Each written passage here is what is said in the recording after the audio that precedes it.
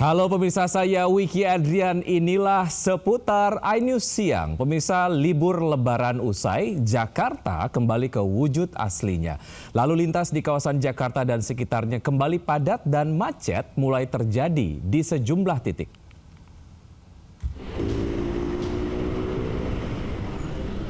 Libur lebaran telah usai, kemacetan kendaraan sepanjang 3 km pagi tadi terjadi di ruas tol dalam kota, mulai dari Cawang Jakarta Timur hingga Pancoran Jakarta Selatan.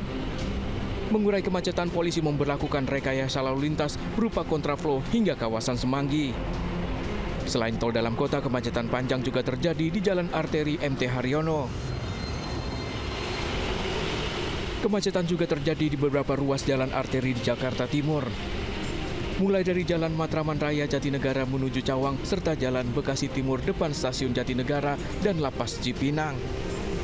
Pengendara motor pun ikut terjebak kemacetan di Jalan Basuki Rahmat Underpass, Pasar Gembrong, dan hanya bisa melaju perlahan. Bahkan ada juga pemotor yang nekat naik ke jalur trotoar. Dari Jakarta, Rio Manik melaporkan.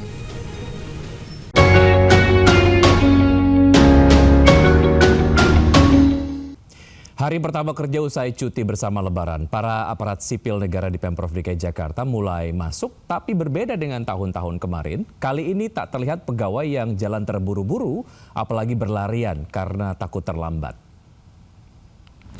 Sejumlah pegawai ASN kembali masuk kerja di Gedung Balai Kota Jakarta, Jalan Medan Merdeka Selatan usai cuti bersama libur Lebaran. Berbeda dari biasanya, di hari masuk kerja ini tidak ada pegawai yang terburu-buru hingga berlarian agar tidak terlambat. Pemprov DKI Jakarta menerapkan flexible working hour dan work from anywhere bagi para ASN yang membuat mereka bisa bekerja di mana saja. Kebijakan ini menindaklanjuti surat edaran Menteri Pendayagunaan Aparatur Sipil Negara dan Reformasi Birokrasi.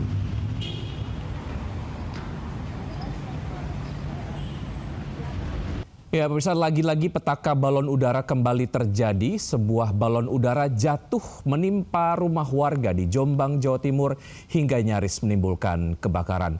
Polisi pun menggelar razia karena ada saja warga yang menerbangkan balon sembunyi-sembunyi.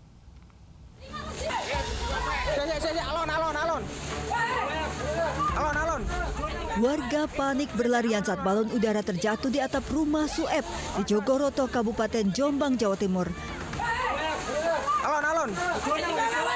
Bahkan rumah Sueb nyaris terbakar saat kepulan asap hitam muncul di atap.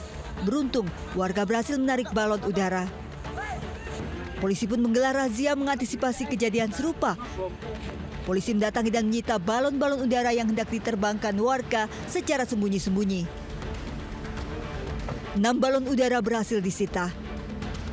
Yang ada 6 balon yang kita amankan, jadi untuk ukurannya yang besar itu ukuran 10 meter ada 2, kemudian yang kecil ukuran 5 meter itu ada 4.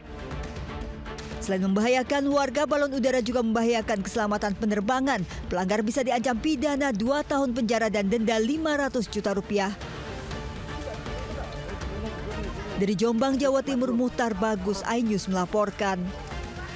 Sementara itu, polisi berhasil menangkap 8 orang pelaku pesta petasan yang menewaskan seorang remaja di Pamekasan, Jawa Timur.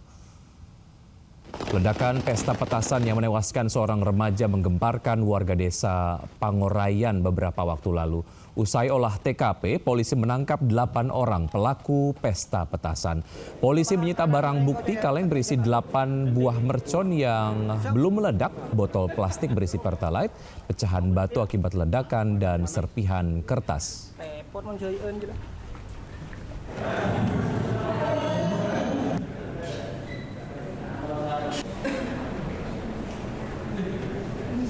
Kita ke informasi lain, pemirsa. Gara-gara liburan ke Jepang tanpa izin ke Gubernur, Bupati Indramayu Luki Hakim kena sindir dan terancam sanksi. Luki Hakim meminta maaf, namun tetap harus memenuhi panggilan Kemendagri untuk klarifikasi.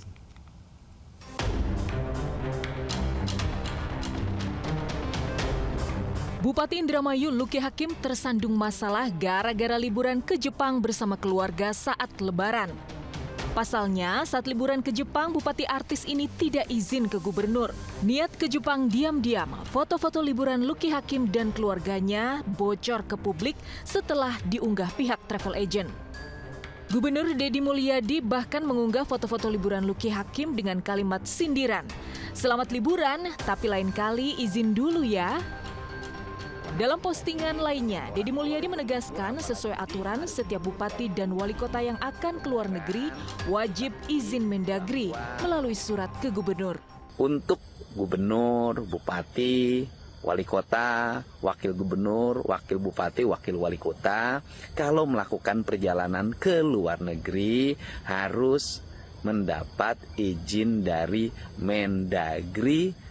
Suratnya diajukan melalui Gubernur Jawa Barat. Jadi memang ada aturannya, dan kalau melanggar ya memang sanksinya agak berat ya, yaitu diberhentikan selama 3 bulan. Setelah itu nanti menjabat kembali. Usai viral dan menuai kecaman, Lucky Hakim meminta maaf ke gubernur. Lucky menyebut pergi ke liburan ke Jepang untuk memenuhi keinginan sang anak. Dan hari ini di hari pertama masuk kerja, Lucky Hakim juga sudah berada di Indramayu untuk meninjau mal pelayanan publik. Tim Liputan iNews melaporkan. Ya, berbeda dengan Lucky Hakim yang kena sindir gubernur gara-gara liburan ke Jepang, aksi Bupati Bandung Barat JJ Rici Ismail membawa anak ke kantor dinas justru tidak dipermasalahkan. Video Bupati Bandung Barat JJ Rici Ismail yang membawa anaknya ke kantor dinas viral dan menuai beragam komentar warganet. Dalam video yang diunggah akun Diamond Nis, tampak 2 anak JJ Rici bermain di dalam ruang dinas menemani sang ayah bekerja. Sesekali berlarian dan tidur di lantai karpet. Video ini telah dilihat sebanyak 4,5 juta. Menanggapi video tersebut, Gubernur Deddy Mulyadi justru tak mempermasalahkannya. Samperin anak-anaknya nih, udah libur sekolah. Gini, kalau anak ke bawah kantor dinas nggak ada problem kok. Kan saya sudah bilang bahwa saya kan selalu bawa ini hiyang kemana-mana. Dan saya tadi minta ibu-ibu yang punya anak boleh dong dibawa, nggak ada problem. Nggak ada masalah. Kan tidak mengganggu juga. Apa anak kantor dinas terus mengganggu kan enggak. Itu cermin ayah yang menyayangi anaknya. Nggak ada problem kok. Saat Bupati Indramayu Lucky Hakim menjadi sorotan karena liburan ke Jepang tanpa izin, salah satu masalah yang dimiliki oleh Indramayu yang belum terselesaikan adalah keberadaan penyapu uang di jalur Pantura. Para penyapu uang yang berebut koin dari pemudik kocar-kacir berhamburan saat ditertibkan oleh polisi.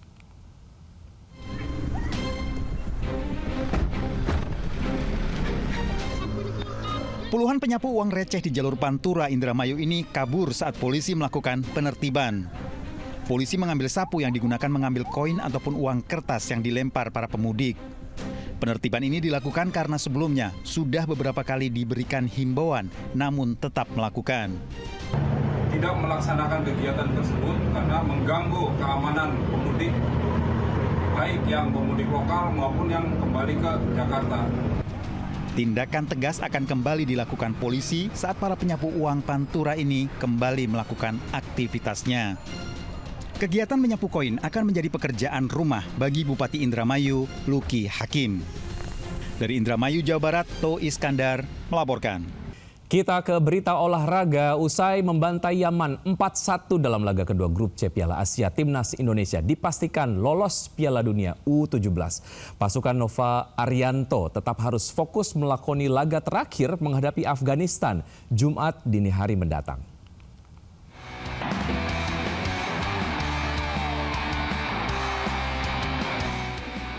Kemenangan skuad Garuda dibuka lewat tendangan keras dari jarak jauh Zahabi Golbi di menit 15. 10 menit berselang pasukan Nova Arianto menggandakan keunggulan, gol dicetak melalui tandukan Valdi Alberto di mulut gawang. Yaman sempat memperkecil ketertinggalan lewat hadiah penalti yang dieksekusi Muhammad Algaras. Di menit 75 babak kedua, Indonesia langsung membalas juga lewat hadiah penalti yang diambil Elvandra Florasta. Evandra mencetak brace, gol keduanya dihasilkan lewat serangan balik melalui duetnya dengan Jos Holong. 3 poin dipetik dengan permainan yang solid dan hanya menempatkan 1 pemain keturunan. Berkat kemenangan ini, skuad Garuda Muda langsung bertengger di puncak klasemen grup C dengan nilai sempurna disusul Korea dan Yaman. Kemenangan ini juga memastikan 1 tempat ke babak utama Piala Dunia U17 yang akan digelar di Qatar November mendatang. Coach Nova Arianto meminta anak asuhnya untuk fokus pada laga terakhir dalam menghadapi Afghanistan Jumat dini hari mendatang. Universitas Gadjah Mada Yogyakarta memecat seorang profesor guru besar Fakultas Farmasi atas dugaan kekerasan seksual terhadap belasan mahasiswi. Modus mengajak korban melakukan bimbingan tugas akhir di rumah pelaku.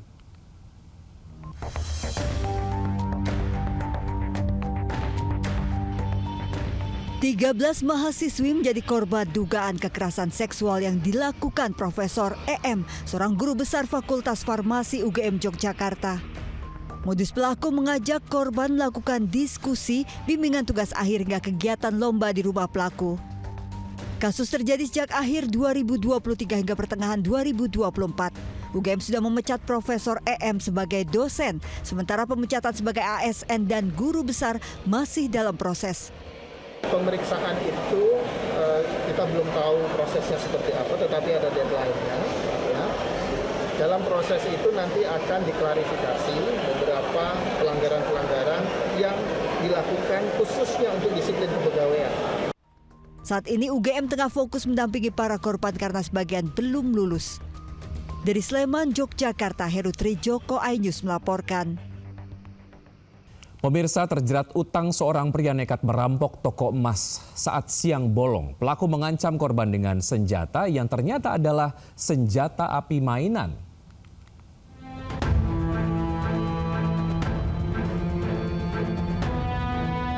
Aksi perampokan terjadi siang hari di toko emas di Desa Manurung, Kabupaten Luwu Timur, Sulawesi Selatan. Pelaku beraksi seorang diri masuk ke toko memakai topeng dan helm. Pelaku merusak etalase toko dan menggasak perhiasan emas 160 gram. Pemilik toko emas sempat mengejar pelaku, namun diancam pelaku dengan senjata. Barang bukti senjata api mainan dibuang pelaku ke sungai. Yang ternyata pistolnya itu adalah mainan, sehingga korban tadi yang mengejar takut berlindung, sehingga pada kesempatan itu kembali mengambil motornya dan meninggalkan tempat. Polisi mengejar pelaku pembobol mesin ATM Bank Sulutgo di Kecamatan Tilong Kabila, Kabupaten Bone Bolango, Gorontalo. Pelaku melawan, menyerang polisi dengan senjata tajam, namun akhirnya pelaku dapat dilumpuhkan. Kejahatan terbongkar setelah seorang warga curiga melihat gelagat pelaku di mesin ATM. Kasus ini dilaporkan ke pos keamanan di Kompleks Center Point Bone Bolango. Tim kontributor iNews melaporkan.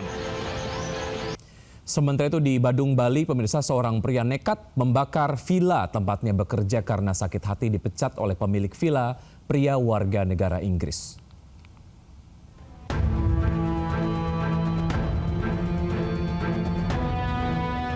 Pria 59 tahun terekam kamera CCTV membakar villa di Jalan Anggrek Raya, Pecatu, Badung, Bali.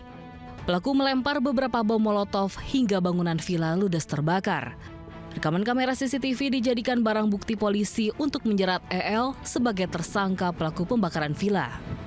Pelaku sakit hati karena pemilik villa warga negara Inggris kerap memarahi pelaku yang bekerja sebagai petugas keamanan di villa tersebut. Puncak kekesalan pelaku terhadap sang majikan memuncak setelah ia dipecat dari pekerjaan. Motif dari si tersangka melakukan tindak pidana pembakaran ini karena sakit hati. Sering dituduh, sering dimarah oleh korban, sehingga dipecat juga ya, diberhentikan dari tempat kerjanya sehingga melakukan hal tersebut. Karena membakar villa, pelaku dijerat hukuman 15 tahun penjara. Dari Badung, Bali, Indira Ari melaporkan. Pemirsa, aksi penganiayaan dilakukan keluarga pasien terhadap satpam di Rumah Sakit Mitra Keluarga Kota Bekasi, Jawa Barat. Pelaku tega menganiaya hingga korban kritis dirawat di rumah sakit. Pelaku kesal ditegur korban karena suara bising knalpot serta parkir mobil pelaku yang menghalangi jalur ambulan.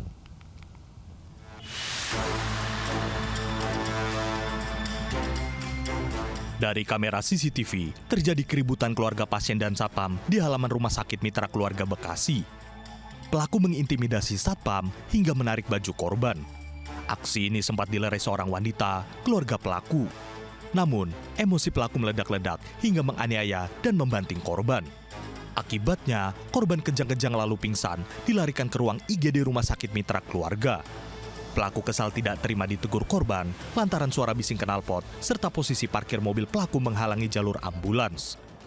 Dorong dari ibunya, terus katanya dari saksi-saksi yang ada, saya juga nggak tahu ya mas, dia sudah ada saksi katanya dia dibanting dan di smackdown gitu loh tangannya, jadi pas dia udah kejang, dia sudah kejang dan dia masih dipiting, masih di smackdown gitu. Sangat takut dan trauma karena pada saat setelah kejadian tidak ada sedikit pun rasa menyesal dari pelaku dan bahkan orang tuanya ya, yang diduga orang tuanya menurut keterangan klien kami malah memarah-marahi klien kami.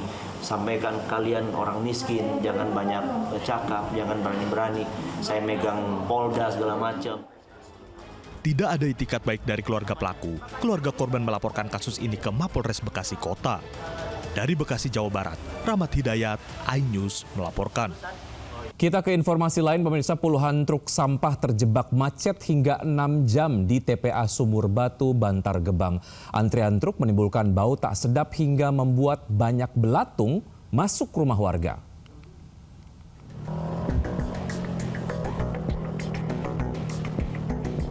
Antrian panjang truk sampah milik Dinas Lingkungan Hidup terjadi di TPA Sumur Batu, Bantar Gebang, Kota Bekasi, Jawa Barat.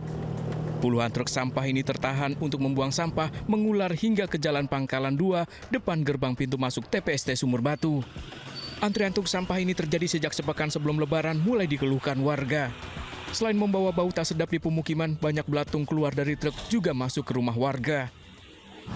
Macet, keluhan kita udah disampaikan. Sampai siram juga nggak pernah ada respon.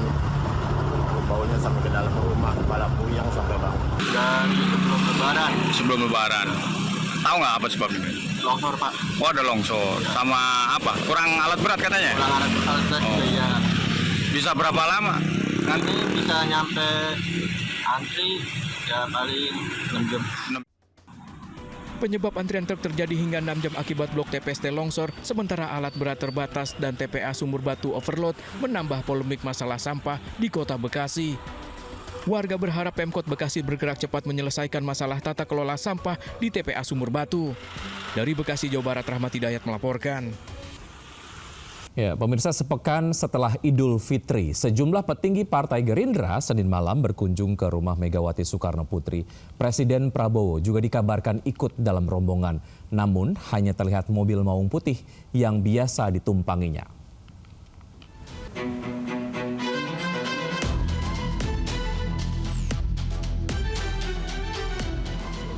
Sejumlah politisi Partai Gerindra Senin malam mengunjungi Megawati Soekarno Putri di Jalan Teguh Umar Menteng, Jakarta Pusat. Tak hanya politisi Partai Gerindra seperti Sufmi Dasko dan Ahmad Muzani, namun juga Sekretaris Kabinet Teddy Indrawijaya yang hadir dalam pertemuan tertutup ini. Sementara Presiden Prabowo Subianto dikabarkan ikut dalam pertemuan tersebut selama 1 jam. Meski hanya terlihat mobil maung putih yang biasa ditumpangi Presiden. Belum diketahui apa saja pembahasan dalam pertemuan tertutup ini. Sedikit Pak, sedikit Pak. Iya. Pak, ini ada pertemuan Pak. Iya, pertemuan dengan Ibu Mega hari ini Pak. Ada pertemuan apa Pak? Ya, udah ya.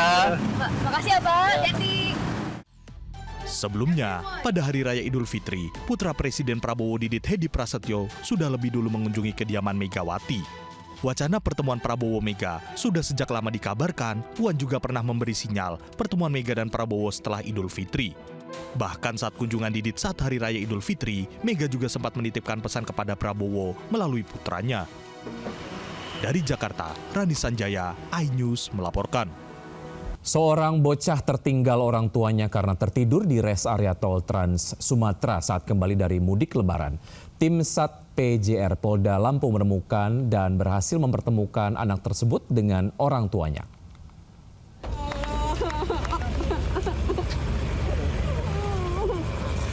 Resi dinding rat bocah laki-laki ini akhirnya berhasil dipertemukan dengan orang tuanya. Resi sebelumnya sempat tertinggal di res area kilometer 116B Tol Trans Sumatera karena tertidur. Orang tuanya kelelahan, tidak menyadari Resi keluar mobil. Keluarga pemudik asal Medan yang hendak kembali ke Bogor baru menyadari putra mereka tertinggal saat di kilometer 87B dan melaporkan ke petugas. Tim SAT PJR Polda Lampung berhasil menemukan Resi dan mempertemukan dengan orang tuanya. Setelah dilakukan penyisiran, ternyata ditemukan anak yang hilang tersebut, sehingga langsung diantar ke kilometer 87. Dari Lampung Selatan Lampung, Heri Fulistiawan, iNews melaporkan.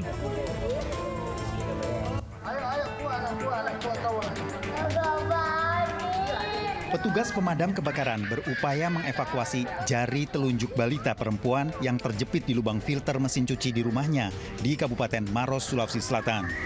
Petugas berhati-hati memotong filter tersebut sambil menenangkan korban yang meronta ketakutan dan kesakitan. Setelah 30 menit, jari tangan balita berhasil dikeluarkan. Peristiwa berawal saat korban bermain mendekati mesin cuci dan tanpa sengaja memasukkan jari ke dalam filter. Dari kejadian ini diingatkan agar orang tua tidak lengah mengawasi anak saat bermain. Dari Maros, Sulawesi Selatan, Wahyu Ruslan melaporkan.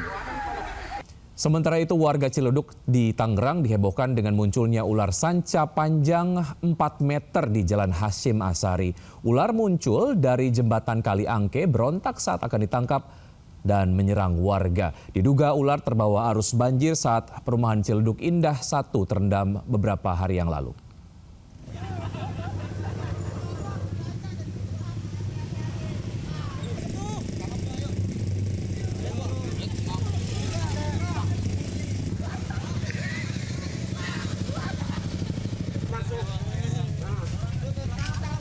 Informasi berikutnya pemirsa, pasar saham langsung rontok saat dibuka perdana usai libur lebaran. Ambles 9% lebih, Bursa Efek Indonesia langsung menghentikan perdagangan 30 menit.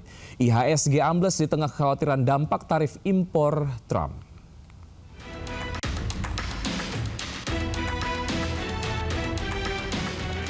Indeks harga saham gabungan atau IHSG lagi-lagi rontok parah hari ini.